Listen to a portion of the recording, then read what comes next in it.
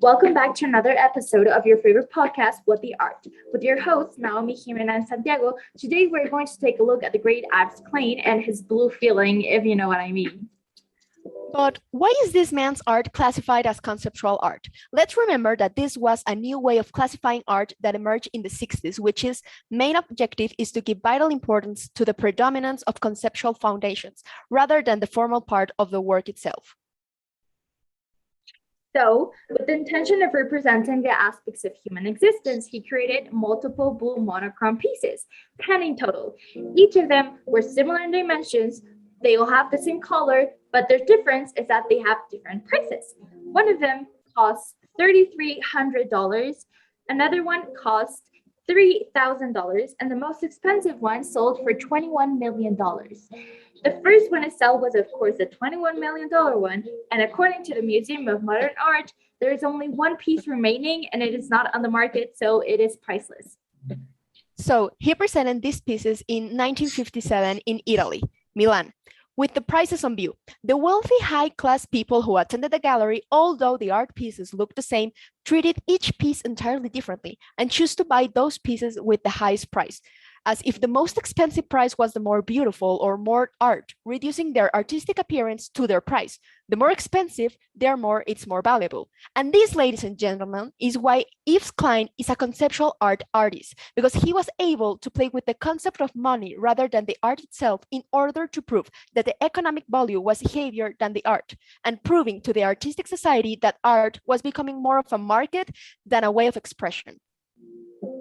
Are you keeping up?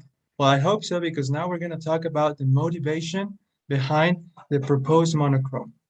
This proposed monochrome is a shade of ultramarine blue that Klein developed and prolifically used to express the intangible and the unnameable aspects of human existence that fascinated him.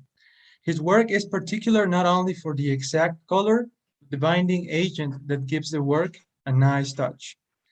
His process of creation is very interesting. The artist used dry pigments of ultramarine blue and synthetic resin on a canvas to make sure that all of the paintings were rigorously similar in tone, intensity, proportions, and dimensions. He took special care in trying to keep the essence of his work through the ultramarine blue. So at first, when I saw this piece, I thought in my head, what is this? It's just a blue canvas. Any kid could recreate this with crayons and do a better job. But what it did to me is that it created curiosity. And of course, I had to Google what the meaning behind this piece was. And once I got the knowledge of the concept behind the art, then it was so interesting to me. And I think this is a genius masterpiece. Well, in my opinion, that's a very interesting point of view. And I also think that one central feature of artwork is the experience and the ability to arouse emotions in my person. It feels only natural to experience joy. Pleasure shivers down my spine, and awe in the sight of this grandiose work. Personally, I also thought that a kid with crayons could do this, but I just thought like, it's only blue, it's ridiculous, I don't get it. But also with a little bit of Google search, I understood that, okay, this is conceptual art, so it's okay for the artist to do this because he's trying to prove something, he's trying to prove a concept. So this is exactly what conceptual art looks like. So I think it's brilliant. I think it's really a masterpiece, but at the beginning, for first viewers, I really think it can be a little bit ridiculous. So thank you everyone for being with us in What the Art. We hope to see you again. Click subscribe and hope to see you soon. Thank you. Bye. Thank you very much.